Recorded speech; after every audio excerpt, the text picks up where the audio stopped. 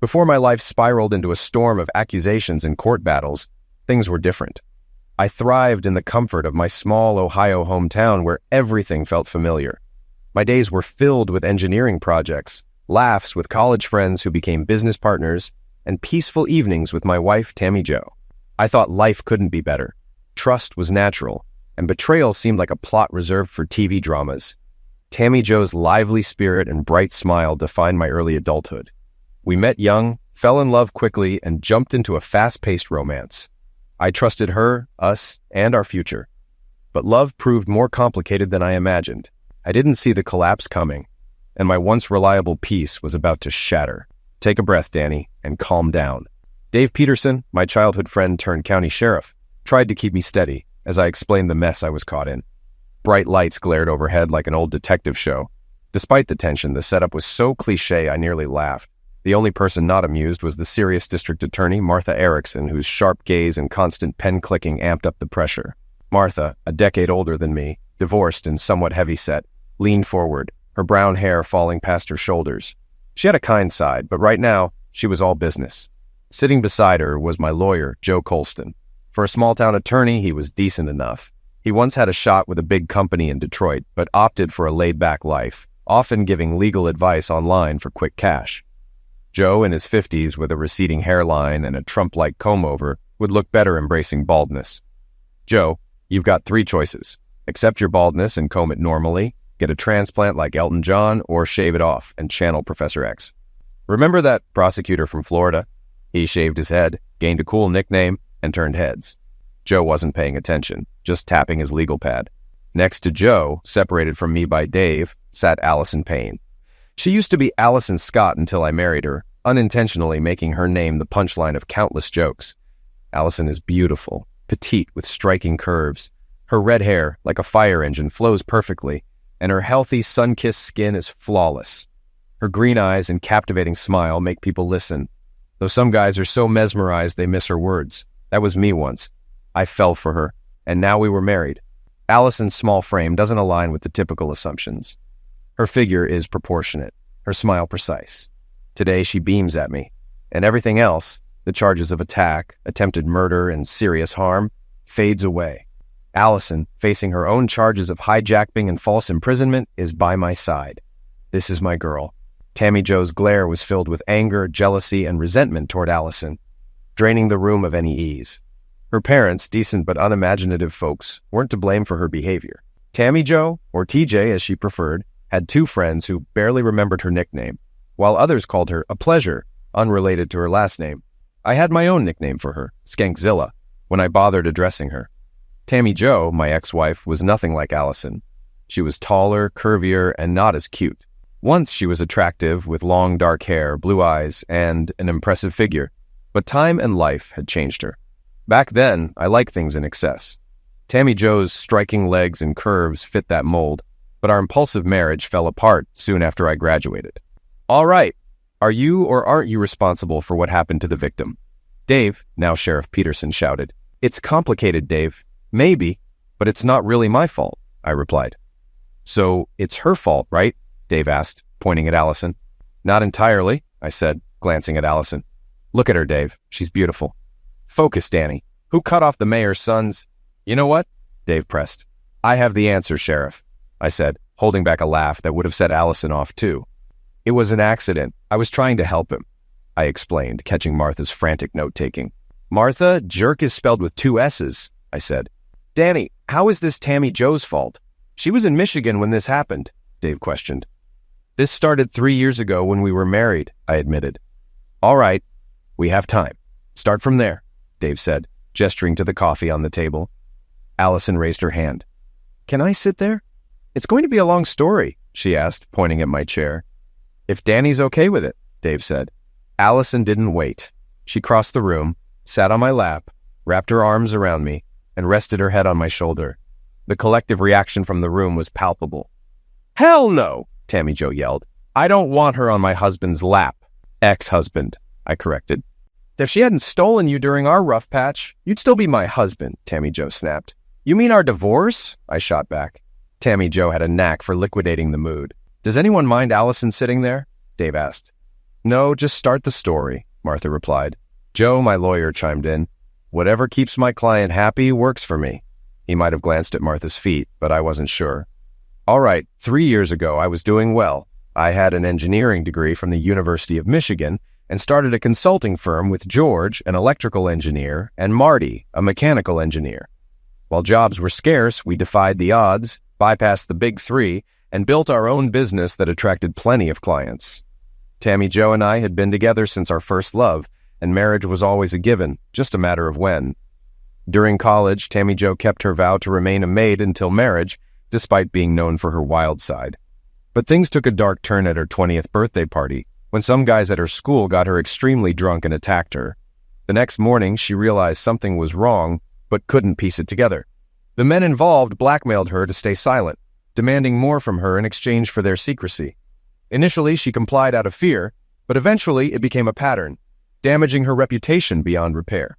When Tammy Jo returned home for the summer, she was ostracized. She had no friends, male or female, and even her roommate avoided her. Despite all this, she had only experienced real intimacy once, and she barely remembered it. That summer we reconnected, and I fell for her all over again, believing she loved me and would do anything for me.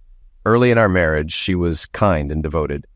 We explored every facet of intimacy, deepening our bond. Things changed when we met Laura on the beach. Laura was the opposite of Tammy Jo, tall and slender. I noticed her, but it was Tammy Jo who brought her up.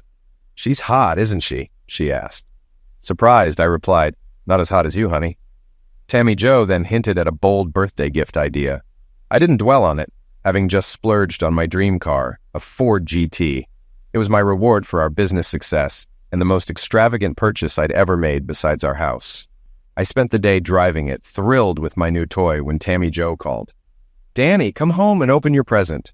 I raced home and found her upstairs waiting in the bedroom. She stood, leaning over the bed with everything set up for me. 2 things I loved most, ready and waiting. Tammy Jo's curves always drove me wild. She'd gained a bit of weight over time, but she was still undeniably attractive. I hurriedly dropped my pants, eager for what was next. Hold on, cowboy, Tammy Jo said with a smile. She stood up, letting her full figure show. I needed to make sure you still wanted me, she teased. I nodded eagerly. You still make me feel wanted, she said. I'm glad I'm not just some neglected housewife. That'll never happen, TJ, I reassured her. Back then, I truly thought I loved her. Good, she said. I have a surprise for you in honor of your birthday. The bathroom door opened and Laura stepped out wearing just a ribbon and high heels, wrapping around her petite frame. You can spin me around whenever you want, Laura said playfully. Though I'd always been committed to one woman, it was my birthday, and Laura was undeniably beautiful. If I rejected the gift, Tammy Jo would be furious, so I stayed quiet. I'll be back in a couple of hours, Tammy Jo said as she left. Once the door closed, I felt uneasy. Laura approached me, but I didn't feel the excitement I expected and pulled my pants back up. It's not you, I said to her. You're the best gift I've ever gotten, even better than my car. Wait, what car? She asked, intrigued. A Ford GT, I replied. Wow, can we take a ride? She said excitedly. We spent the next 2 hours driving and chatting about cars. Laura said she felt at ease with me and even kissed me goodbye as Tammy Jo returned. Tammy Jo looked pleased, seeing Laura leave. Did you have fun? She asked. Yes, we did, I replied honestly. It wasn't as bad as you thought, was it? She said, hinting again at the group activities she'd been suggesting for weeks. I had been clear that I wasn't interested, but she kept bringing it up. Realizing my expression, Tammy Jo dropped the topic for the night. A week later, Laura came back. When I asked why, she said she enjoyed spending time with me and liked the way I kissed. Where's Tammy Jo? I asked. She went shopping, Laura said. She said she loves you too much to watch at first and wanted you to get used to it. I sat down, feeling conflicted. Laura massaged my shoulders, her touch soothing. What's on your mind? She asked. I explained that I might be old-fashioned, but I only wanted Tammy Jo. Laura said Tammy Jo loved me deeply and was trying to make me happy in her own way. I nodded, but I wanted Tammy Jo to understand she was enough. That's how Laura and I spent the second visit, just talking. When I saw Laura for the 3rd time, everything shifted. Tammy Jo had planned a barbecue, inviting 2 other couples. One couple was from our neighborhood, and I knew them casually through car talk. The second arrival shocked me. It was Laura and her much older boyfriend, Ken. You know Laura, Tammy Jo said, wearing a lingerie top that barely held her. This is Ken, Laura's boyfriend. Ken's smile was more of a smirk, and I disliked him immediately. He ignored Tammy Joe's revealing outfit, which was odd. Either he was unfazed or had seen it too many times before. After the neighbors left, Ken commented on my car. "Laura talks about it all the time," he said. Sensing tension, I tossed him my keys. "Be careful, the power comes on fast." He threw them back, admitting he couldn't drive a manual. "Come on, Danny, show it off," Tammy Jo encouraged. I took Laura for a drive, confused by the situation. She mentioned covering up, but Ken told her to stay as she was. What kind of man sends his girlfriend off like that? Tammy Jo said she'd change, so we left. After a fast drive, we returned sooner than expected. I walked inside and found Ken with Tammy Jo. I lost control, attacked Ken, and kept hitting him until Tammy Jo pulled me back. "Danny, you're going to eliminate him," she cried. "Get out of my house and take him with you," I yelled. Ken, bruised but not seriously hurt, moaned on the floor. Laura came in, looked at him without concern, and helped him out. No one said a word. "Why are you still here?" I asked Tammy Jo. I expected her to be defensive or angry, but she looked devastated and started crying, as if I had done something wrong. It felt like I had broken some unspoken rule. Despite everything, I still loved Tammy Jo, so her breakdown hit me hard. I hugged her, saying it would be okay, and promised to be generous in the divorce, even though we had a prenup. This only made her cry louder. She pushed me away, grabbed a pen, and wrote, "I do not want or accept any money from Danny or his company," signing it tearfully. I knew it wouldn't stand up in court, but it made me wonder, if not money, what did she want? "What do you want, TJ?" I asked. "You can have the house, more than what's in the prenup." She cried even more. "I just want you," she shouted. "That's all I ever wanted." "But you were just with him," I said. "Why not be with him and be happy?" She looked at me, puzzled. "You really don't get it, do you?" she said. "I'm not staying married to someone who cheats," I said. "How did I cheat?" she asked. "I love you. You and I are meant to be together. Take this somewhere else," I replied. "Danny, love and sex aren't the same," she said, speaking slowly like I was a child. "We're young, have money, and are figuring things out. I just wanted to explore and experience new things. Our bad life is so good that I want to build on it." I was stunned, unsure who was thinking irrationally. Her calm explanation seemed logical, but I couldn't accept it. "How does that excuse what you did?" I asked. "I didn't cheat," she said firmly. "I wanted us to try swapping. You said no, and I respected that, but tried to ease into it with smaller steps." "I'd still say no," I replied. "I don't want that. You're all I need." "But Danny, you didn't," she said. "You enjoyed it. Even now, I feel insecure, afraid of losing you." "What do you mean?" I asked. "We didn't do any of that." One evening, as I passed by, she said, "Can we have dinner at Texas Roadhouse?" "No, thanks," I replied. "Danny, let me make this right," she said. "I love you more than anything." "I'll think about it, TJ," I said. That conversation made me consider forgiveness, but I still needed time.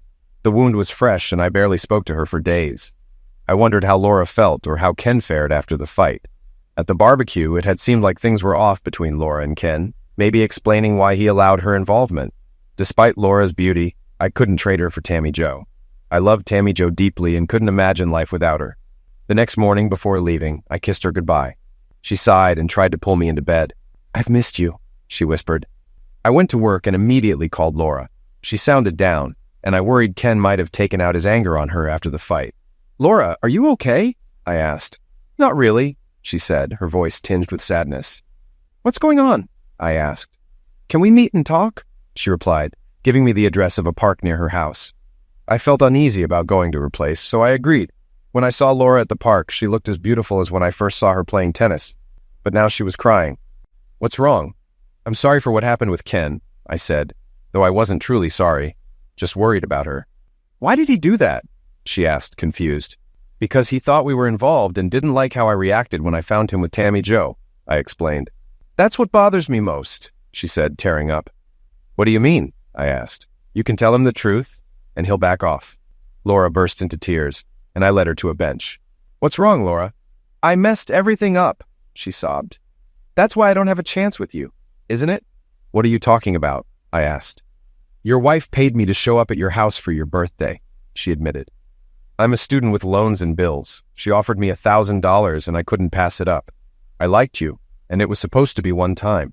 But she called again, and I agreed. Honestly, I'd do it for free." She wiped her tears. "You never made a move on me, and I started hoping for more. But when she asked me to come a third time with a swimsuit, I realized you loved her, and I didn't stand a chance. Is that what made Ken upset? Did he know you had feelings for me? I asked. She laughed. I met Ken the day of the barbecue. Your wife had me pick him up, and that's when I learned he was supposed to be my boyfriend. I thought it was all part of a role play. Anger surged through me. I thanked Laura, drove away, and called my lawyer, Joe Colston, to start the divorce. Joe, new to the firm, asked if I had the prenuptial agreement. I said I'd grab it from the house and bring it to him. I felt surprisingly calm, maybe because I'd already been considering leaving Tammy Jo after all the lies. My plan was simple: sneak in, grab the document, and leave without drama. But things went wrong. As I quietly opened the gate to our pool area, I saw Tammy Jo lounging in the sun, with Ken between her legs and 2 other men involved. The sight was shocking. I shut the gate loudly, and they all froze. "Oh no," Tammy Jo muttered. Ken's eyes widened. Oh crap. He scrambled to climb our 8-foot privacy fence, still barefoot and without clothes, desperate to flee rather than face me. One man tried to dress quickly. I headed inside while Tammy Jo started to cry. "Danny, let me explain," Tammy Jo pleaded. I laughed. "He's going for a tool," Ken said. He knew I had a collection of swords and axes at home. One guy blocked me, while the other, still without clothes, dashed to the gate. The one in front of me tried to speak, but I slapped him and asked, "What?" before pushing him aside. When I left with the document, all 3 men were gone. "Danny, please!" Tammy Jo cried. "Say what you need to now, Tammy Jo," I said calmly. "When I come back tonight, I want you and your things gone. I offered a fair divorce before, but now I'm sticking to the prenup. $10,000 for every year we were married." I wrote her a check for $20,000. "You can keep the car." "No, Danny," she said. "I was just trying to make things better." "Time's up, TJ," I said firmly. "To make things right with Ken and Laura, I had to balance it out," she claimed. "You were with Laura 3 times, so I needed to do it too." I laughed. "Sure, TJ, makes sense." "Yes," she said, hopeful. "I understand now. You're a lying, cheating woman," I said. "Forget the car, call a taxi." "Why?" she whined. "You lied more than once," I said. "Laura and Ken met at the barbecue. You lied about balancing things out with him. Who were those other 2 men? And you paid Laura to seduce me. Get out of my house." "But Danny, it's not cheating if we both did it," she protested. "It was just lovemaking." "Call Laura and confirm. I never touched her. I loved you, TJ. You were enough for me," I said. Then I left, ignoring her cries. I gave my lawyer the prenup and told him to serve the papers at Texas Roadhouse at 6 p.m. where I'd arranged to meet Tammy Jo. I called her, pretending to reconsider. "TJ, I'm so angry, but I don't know how to live without you. Can we talk one last time?" "Yes, Danny," she said eagerly. "I'll do anything." "Texas Roadhouse, 6 p.m. Wear the red dress," I said. "No underwear?" she teased. "Doesn't matter, but come ready to tell me everything," I said. "Of course." "What's the second thing?" she asked. "Be prepared for a shock," I replied. My lawyer, surprised, nodded as I left. The next few weeks were tense. Tammy Jo fought the divorce, but didn't try to change the prenup or ask for more money. She even took out a full-page ad in the newspaper declaring her love. I remained firm. The divorce was finalized, and I could move forward. I wasn't cruel. Besides the $20,000, I gave her 1/3 of our savings and a house. She used some money for therapy and cruises aimed at addressing personal issues, texting me updates along the way. Tammy Jo often showed up at my apartment, trying to talk. One bold visit was on my birthday, wearing just a raincoat and heels. She reminded me we always had birthdays ex, even before marriage, and saw no reason to stop. Tempted but determined, I refused. When she wouldn't leave, I called the police. I missed her, but I was trying to move on, even though she wouldn't let go. One morning, a detour took me down an unfamiliar street, where I found a small cafe and decided to have breakfast. As I sat there feeling down about my life, divorced for almost a year and unable to forget TJ, a crash interrupted my thoughts. My Ford GT parked nearby had been hit by an old truck. The noise drew everyone's attention, and the car was severely damaged while the old truck had barely a scratch. I rushed to the truck and found a woman with striking green eyes and red hair, looking terrified. "Are you okay?" I asked. "I think so," she said, admitting her brakes had failed. "Don't give extra info," I warned. "It could be used against you." She thanked me and asked about the car. I assured her insurance would handle it. "I don't have insurance," she whispered. "You're in trouble," I said. "How expensive is it?" she asked nervously. "Over 100,000, I said. She looked faint, and I caught her as she fell. She was much smaller than TJ and light as a feather. An ambulance came, checked her out, and said she was fine, but recommended a hospital visit. "I'm so sorry," she said. eyes wide with remorse. "I'll pay you back, even if it takes my whole life," she added, "once I find a job and a place to live." "Where have you been staying?" I asked. "In my truck," she said, now impounded by the police. I laughed, and the day flew by as we visited the hospital. She was fine except for a few bruises. I offered her my spare room until her truck was released. "Promise not to try anything funny," she said seriously. I promised, and she nodded. "Good, because I wouldn't want to hurt you after you've been so kind," she said. I took Allison shopping, and she wasn't thrilled. I bought her jeans and sneakers like she preferred, but insisted she also get skirts, blouses, and nice shoes. "I owe you more than I could ever repay," she said. "Why buy dressy clothes? I won't wear them." "You have to, Ellie," I replied. "You can't wear jeans to work." "But I don't have a job," she grinned. "I think I can get you one at my office," I said. "Cleaning?" she joked. "You'll see," I laughed. At home, she liked my apartment and offered to cook, but I ordered pizza since she was still shaken from the accident. While waiting, she bathed and came out in a towel, no nightwear bought. I gave her an old pair of pajamas, which she made look amazing. She fell asleep on the couch, and I covered her before going to bed. For the first time in ages, I didn't think of Tammy Jo. The next morning, Allison put on one of the new skirts. "We're going to work," I told her. I introduced her as my new assistant. She caught on quickly and was a hard-working, fast learner. Within a month, she was efficient. Meanwhile, her truck was declared a road hazard, costing more to fix than it was worth, and she got a fine for no insurance, which I covered. Allison worked as my assistant and kept the apartment tidy. "You don't need to do this," I said. "You must be exhausted." "It's not a burden," she replied. "After all you've done for me, it's the least I can do. But you won't need to worry much longer." "Why?" I asked. "I found an apartment," she said. "It's not great, but I can afford it with my salary. You're paying me too much, so I can start repaying you." I nodded, surprised. I wanted to tell her to stay, but couldn't, probably because of how Tammy Jo had controlled me. Weeks later, Allison announced she had a date. "A colleague is showing me around the city," she said.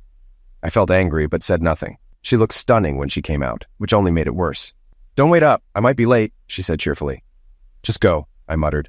She paused, waiting for something I didn't say. The entire night, I paced. At 2 a.m., I almost called her, but didn't. Then my phone rang. "Allison, are you—" I started. "Is that the redhead you asked to dinner?"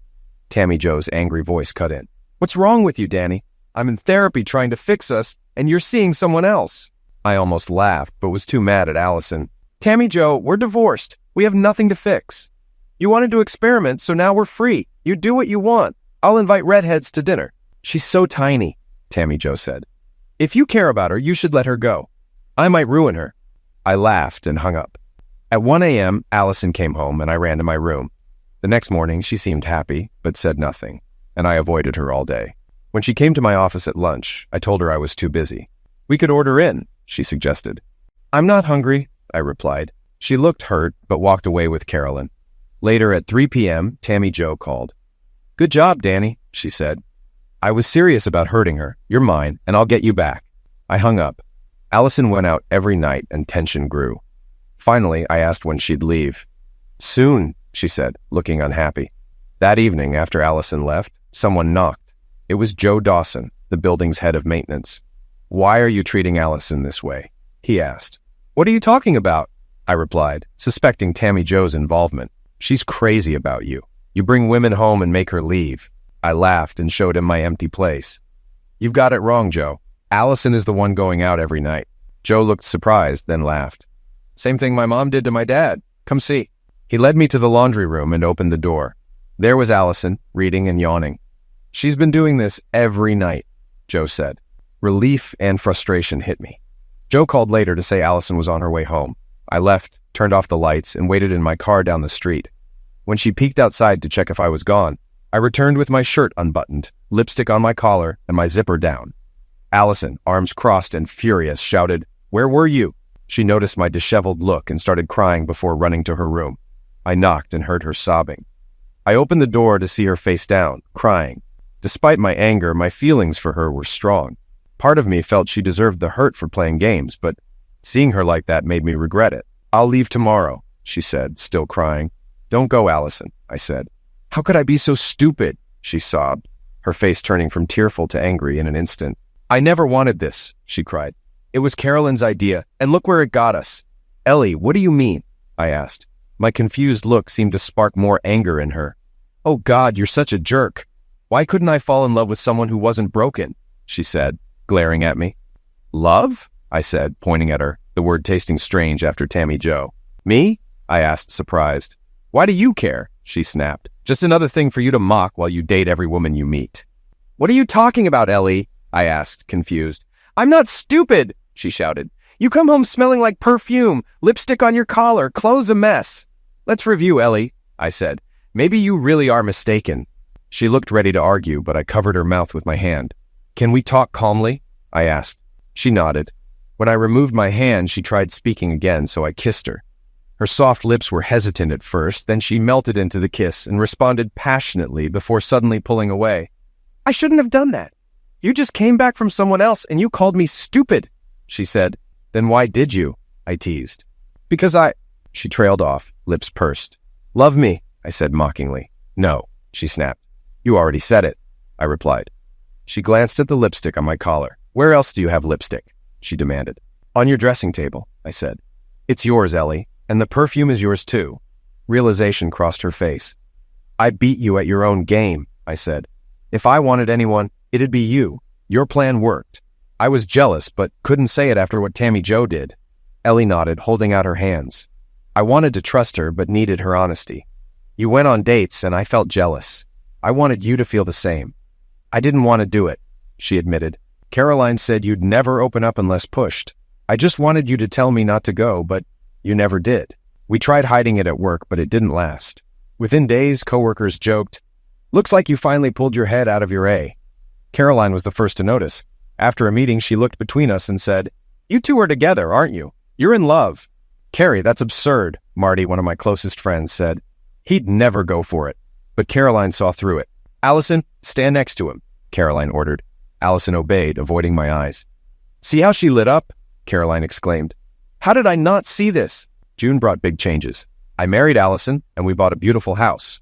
I also treated myself to a custom Mustang Shelby GT 500 KR Super Snake. It wasn't a sleek sports car like the GT, but a true American muscle car. Its nearly 800 horsepower was breathtaking, and tires wore out quickly from its power. Allison loved her new F-150, but knew the Mustang was off limits.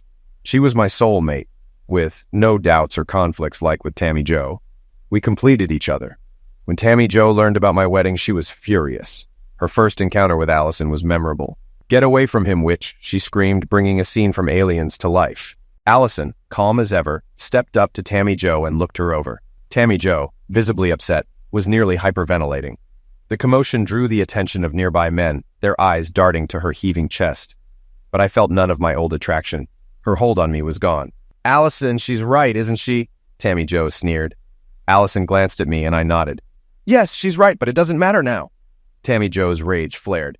You'll regret this, she yelled. Allison shook her head calmly. He's not your husband anymore, you're divorced. It was just a formality, Tammy Jo retorted. I noticed she'd put on weight around her chest, hips, and stomach. Leave Danny alone, she shouted, sounding desperate. Allison tilted her head slightly. 2 words, squats and breath mints, she said coldly. I couldn't help but laugh. It was sharp, witty, and bold. Having 2 women clash over me was surreal, but it reaffirmed I'd moved on from Tammy Jo. Her love was turbulent, full of highs and lows, an exhausting cycle of seeking excitement. She said she loved me, but it was never enough. Ellie was different. She was steady, supportive, and we found happiness in simple moments. Our love was peaceful and real, without drama. When she said she loved me, it was true and unwavering. The final encounter with Tammy Jo came months later. I walked in to find her sitting on my couch. Alarmed, I was ready to call the police. Where's Ellie? I shouted, worried. Calm down, silly, Ellie said behind me. I spun around and hugged her. I'm okay, Danny, she reassured me. Tammy Jo came to apologize. What? I asked, half expecting a trick. My therapist said I need to accept that I lost you and move on, Tammy Jo admitted. I was wrong to take it out on Allison, and I'm sorry. It felt insincere, but over time, I realized I was wrong. Tammy Jo and Allison started spending time together, and I'd come home to find them lounging by the pool. Occasionally, Tammy Jo would bend over suggestively when Ellie wasn't looking. We even had dinner a few times, and I had to admit it was enjoyable. Then Tammy Jo made her move. One evening after a barbecue, she said, "Why don't we go inside?" I don't feel like watching a movie, I replied. This moonlight makes me think differently. Exactly, Tammy Jo said, her tone filled with desire, sounding almost intoxicated, though we'd only had one beer each. Ellie stood abruptly, eyes hard. What are you talking about, Tammy? She demanded. Tammy Jo gave a sly smile. Allison, you're his wife, and I was his wife. We have that in common. I told you I still love him, and I have strong feelings for you too. We should be together, all three of us. Ellie's face flushed with anger. Get out of my house now, she shouted, angrier than I'd ever seen her. Tammy Jo's eyes narrowed. I let you keep him for now, but you don't have what it takes to satisfy Danny long-term, she said, adjusting her top until one of her bosoms slipped out, whether by accident or design. Ellie turned to me, eyes sharp. Is it true, Danny? She asked. No, Ellie, I said firmly. From the start, I told you I wanted nothing to do with her. Tammy Jo was into things I couldn't stand. But you and I, we're forever. I love you more than I ever loved her. I'd never share you with anyone. Allison, there's something twisted about you, Ellie said, turning back to Tammy Jo. You act like those women in adult films, always performing for attention. And assuming I'd share my husband? Never. I'm all he needs. Tammy Jo's eyes narrowed. You've made a big mistake, sweetheart. I'll get him back, and it'll cost you more than you think. You'll regret not taking my offer. Tammy Jo glanced at me. I went to therapy for you, Danny.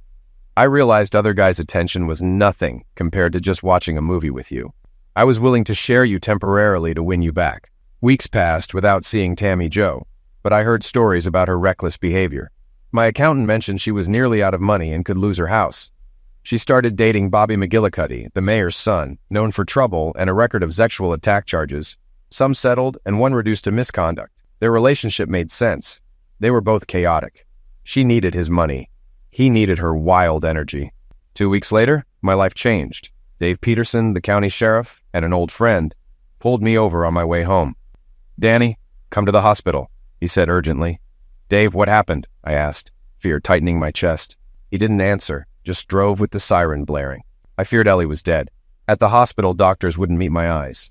They led me to a small room where I found Ellie curled up, silent and crying.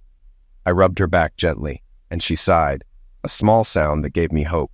That's a good sign, said a woman behind me. I turned to see Dr. Martha. What happened? I demanded. Your wife was sedated and attacked, she said, voice trembling. Who? I asked, barely able to control my rage. We don't know. She hasn't spoken to anyone, the doctor said. Danny! Ellie's weak voice came from behind. I rushed to her side. Yes, honey? Do you still want to be married to me? She whispered. Ellie, don't say that. I've loved you since the day I met you, she muttered. I still owe you for crashing your car. Ellie, you've repaid me 1,000,000 times over. The car doesn't matter. Take me home, Danny. They can't help me. I need you, she said. I wrapped her in my jacket and picked her up. The doctor tried to protest, but a look silenced her. Dave met me at the door.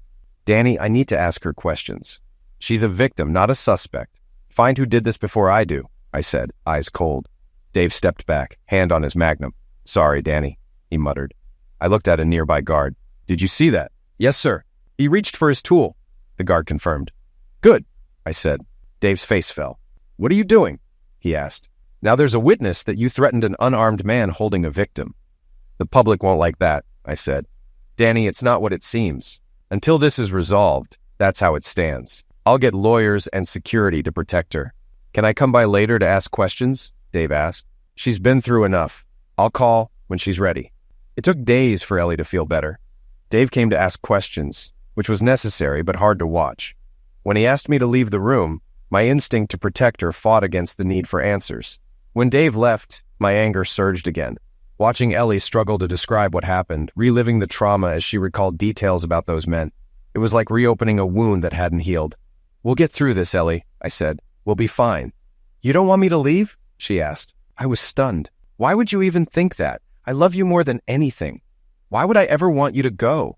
It's hard enough to be apart when I'm at work. She smiled softly and took my hand. I love you too, you fool, she said, a tear rolling down her cheek. But not everyone feels the same way. Anyone who truly promised to be with you would, I said firmly. Not if they think I'm damaged, she whispered. I looked at her, not fully understanding, but knowing she'd tell me when ready. It took weeks for Ellie to start feeling better, with some aspects of her healing coming more slowly than others. For the first few days, we were inseparable, even going to the bathroom together.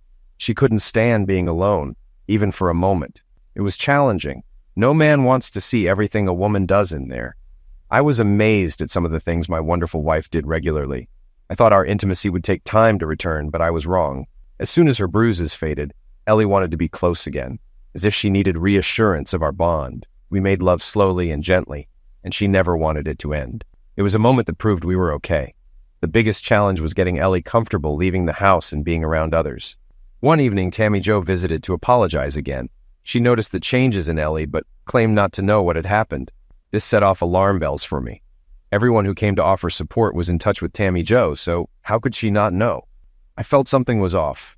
Throughout this ordeal, I avoided asking Ellie for details about what happened or how many were involved. I wanted her to know that what mattered most was her survival and my unwavering love.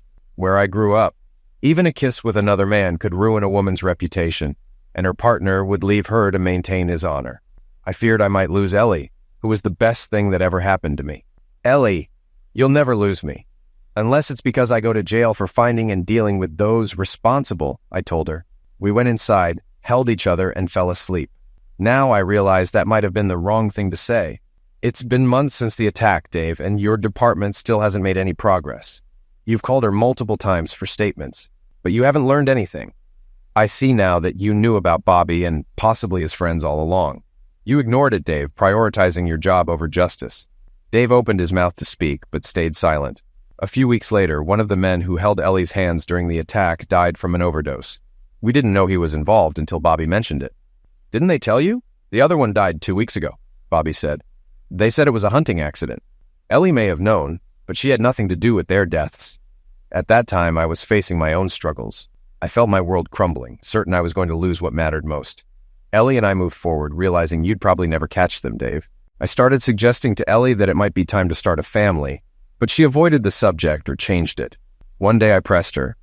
It's just not the right time, she said, maybe in a month or so. I was hurt. I always thought the woman I loved would want children with me. Something felt wrong. Then Tammy Jo called. Hey, she began with mock sympathy. I know this is tough, but sometimes trauma changes people. You know about Stockholm Syndrome, right? If things don't work out with Ellie, you can always come back to me. By the way, could you lend me some money? Ellie's behavior grew stranger. It broke my heart, and I couldn't imagine life without her, but my trust was fading. I hired a private investigator. 2 days later, he returned with findings. I found something, he said, handing me the report with an apologetic look. My heart sank as I flipped through the photos. This morning, about half an hour after you left for work, Ellie dressed up and went to a bar on the east side, he said. She spent a while drinking and talking to a man I didn't recognize. He continued. I took these photos. I saw Ellie with Bobby McGillicuddy. I didn't know then that he was the one who attacked her while others held her down. That night, I went home and silently went to bed. Ellie tried to comfort me. What's wrong? She asked. Just work stress, I lied. She seemed doubtful, but lay beside me. The next day, my phone rang. It was the investigator. I intercepted a call between Bobby and Ellie, he said. Listen to this. He played the recording. Hey, baby, Ellie said. Can I see you today? Bobby replied. Maybe. What do you mean? Ellie asked. I think it's time we got to know each other better. I booked us a room at the Shangri-La Motel, Ellie continued. We can meet at lunch, and I'll be home before Danny gets back from work.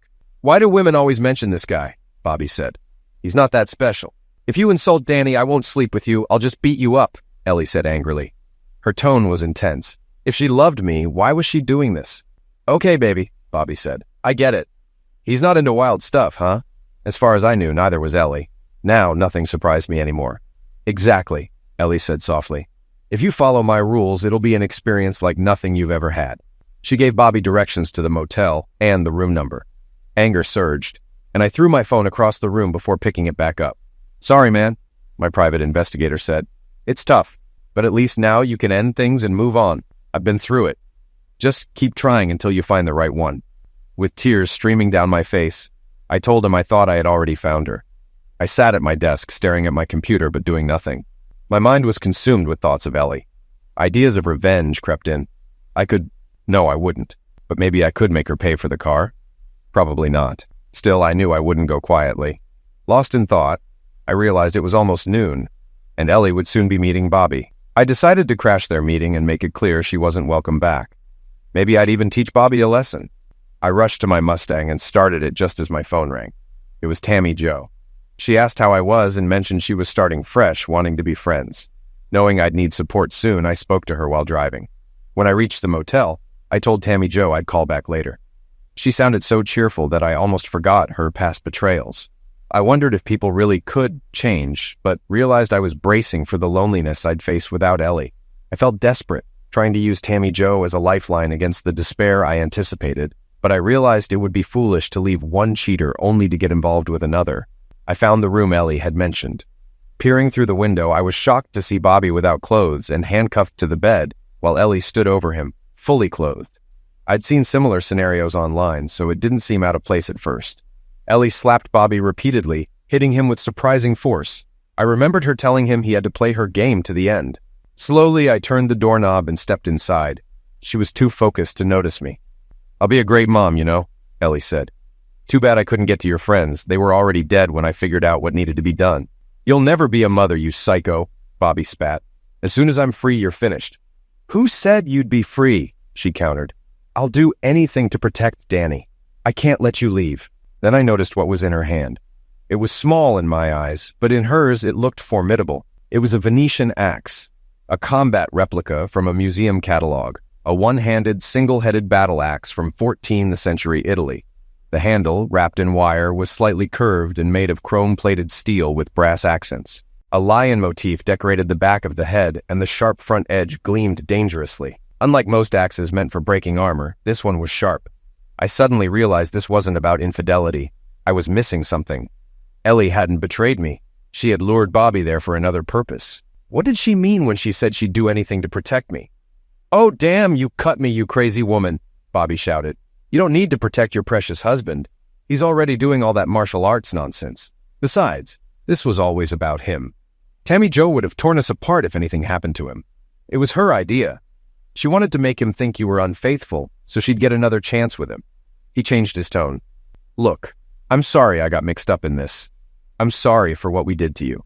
We honestly thought that with all that stuff in your system, you'd be into it. With that much junk in you, you should have wanted everything you saw." "Thanks. That's what I needed to hear," Ellie said. "And tell that scheming woman I'm coming for her too." "I'll tell her," he said. Before he could finish, I watched Ellie raise the axe above her head. I couldn't let her go through with it. I moved behind her, catching her hand before she brought it down and kissed her. "No, Ellie," I said, kissing her again. Time seemed to stop, and we both realized we had made a huge mistake.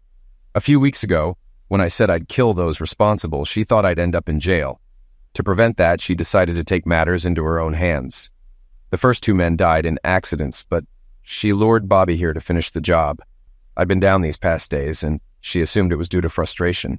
She pointed to the recording device by the bed that was capturing everything, including Bobby's confession implicating Tammy Jo. "I love you, Danny," she said. "I had to do this so we could move on and have a family. I didn't want to risk getting pregnant and ending up in jail. What if I had to hurt him and went to prison? You wouldn't want to be married to an inmate." "I would," I said, and we kissed passionately. "I thought you were cheating on me," I admitted. She smiled and laughed softly. "Danny, I told you I could never betray you. What do I need to do to prove it?" Then it happened. Lost in our embrace, the axe slipped from Ellie's hands and fell onto the bed. The heavy axe head landed first, hitting Bobby. His screams probably echoed across the state. And as captured on the recording, Ellie and I were momentarily stunned, unsure of what to do next. I rushed to the bathroom for a towel while Ellie called an ambulance. I tossed it to Bobby and told him to press it against his wound. I wasn't about to do it for him. Honestly, I would have preferred if he hadn't made it. Luckily, the ambulance arrived before he bled out or went into shock. He survived, but the blame was squarely on him. "The real question, Dave, is, what are you going to do about this?" I said. "We have Bobby's confession on tape admitting that he and his friends attacked my wife. He also implicated Tammy Jo as the mastermind." All eyes turned to Dave. Tammy Jo tried to slip out. "I'm sorry, Danny," she said, "but that's on you too. If you just get rid of that little redhead or let me share you with her, none of this would have happened, and we'd all be happy." Her admission sounded like a villain's line at the end of every Scooby-Doo episode, and I would have gotten away with it if it weren't for those meddling kids. She pushed against the deputies at the door, but they stood firm. "Danny, you're putting me in a tough spot," Dave said. "With this tape, the mayor's son could face a long sentence, even though what happened could be spun as an accident. I could pin this on you or Allison and possibly free Bobby, but I'll make you a deal. Hand over the tape and you and the redhead walk out of here. Everyone goes home and we forget this ever happened. Officially, Bobby's injury will be marked as an industrial accident. What do you think, Martha? I asked. She stared at her shoes. Joe, my lawyer, did the same. He couldn't meet my eyes. He slept with Martha, Ellie whispered. We need a new lawyer, honey. I took a deep breath. Joe, you're fired, I said. You're no longer my company's attorney and won't be receiving any more work from us. He looked irritated, but knew I was serious. Martha, I respected you. I thought you were not only attractive, but also honest and committed to the law. I was wrong. This city will miss you. What are you talking about? She said, defensive. If I don't agree to this, it's my career on the line. I could lose my job. What about your integrity? I asked. It's easy for you to talk like that, she retorted. Your company is a money-making machine. The rest of us have to deal with reality. Try paying your mortgage or car loan with honor, and then come talk to me. Dave, we grew up together.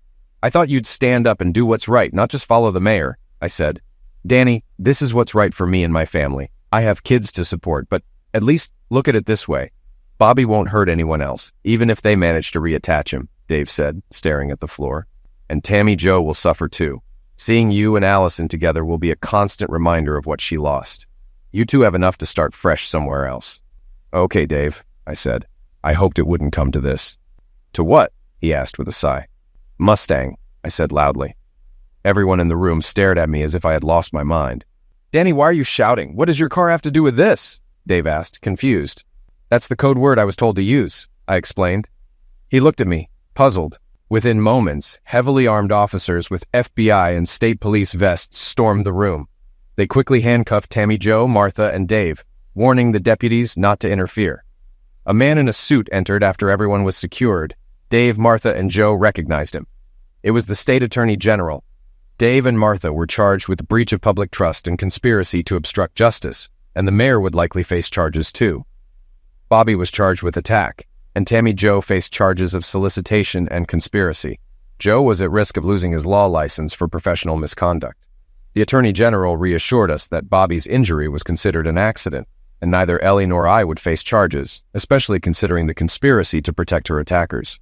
After a few minutes, he told us we could go home, but not leave town. We'll need your testimony, but we have a strong case against them all. Ellie and I were finally alone. She kissed me, and we walked out to my Mustang, feeling an immense sense of relief. Can we come back for my car tomorrow, or have someone pick it up? She asked. Right now, I just need to be close to you, idiot. Why am I an idiot? I asked. There are too many reasons to count, she said with a smile. Trust me, you're an idiot. If I'm such an idiot, why do you want to get in my car? Maybe I should just let Joe serve you the divorce papers he's been working on, I joked. Her smile vanished, and her face went pale, as if all the blood had drained from it. You were... she started. I'm sorry, Ellie, I said. I thought... Idiot, she said, her voice softening. You really are a fool, Danny, but you're my fool. Don't ever forget that. And with Joe's future in doubt, he won't be causing any trouble. Name one reason, I said. I want to hear just one. DJP Square, she said. What's that? We both asked at the same time, then smiled. You first, I said. I want to know why I'm an idiot. Okay, she said. But don't get upset if I keep going. You're a fool because you don't realize how much I love you, Danny. Without you, I'd be lost. You're my everything. The second reason, how could you even think I'd cheat on you? That's not just foolishness, that's brain damage. But I upgraded you from brain damage to fool because Tammy Jo really did betray you, so maybe you're still shaken. And I promoted you because I love you, my foolish man. She looked at me as I sat there, stunned, and gently pushed my jaw closed. I can't stop now, she laughed. You're such a fool for thinking I didn't want kids with you. Honestly, what do I tell you every time we're close? Do I need to? Okay, that's enough, I interrupted. So, what is DJP Square? You said to name one. She smiled, taking my hand. I thought we'd name one of our kids after his dad. DJP Square stands for Daniel James Payne Jr., but if that's too formal, we can just call him Fool Jr. I leaned in, kissed her, and started the Mustang's powerful engine. The car was hard to manage at low speeds due to its upgraded supercharger. Danny, while you were talking, I stayed quiet, but you lied, she said. I found the private investigator's reports hidden in your desk. You knew who those men were before they died. I was afraid you'd go after them and end up in jail. I couldn't let you throw your life away because of me, so I had to deal with Bobby first. Bobby's friend, Stu Morgenstern, provided the substances they used on you. He gave Bobby a vial of GBL, and Bobby passed it to Tammy Jo. When you met her for lunch, one of them slipped it into your drink. My investigator overheard Stu bragging while trying to sell more of it, which is how we learned about Duncan Holmes, Bobby's other friend. We didn't know Bobby had participated in the attack. We thought he only helped Tammy Jo drug you. Duncan was the one who... I stopped, not wanting her to relive the trauma. I kissed her deeply, hoping to replace the painful memory with a better one. Anyway, I had nothing to do with their deaths. GBL is powerful and dangerous in small doses. The difference between making someone compliant and causing a coma or death is minimal. Stu had a party at his rundown house and mixed up the bottles. One with GBL ended up being used. You were at the sheriff's department then, complaining about how they mishandled your case, she said with a laugh. How did you know? I asked, feigning surprise. I love you, fool, she replied. DJP Square was born 10 months later.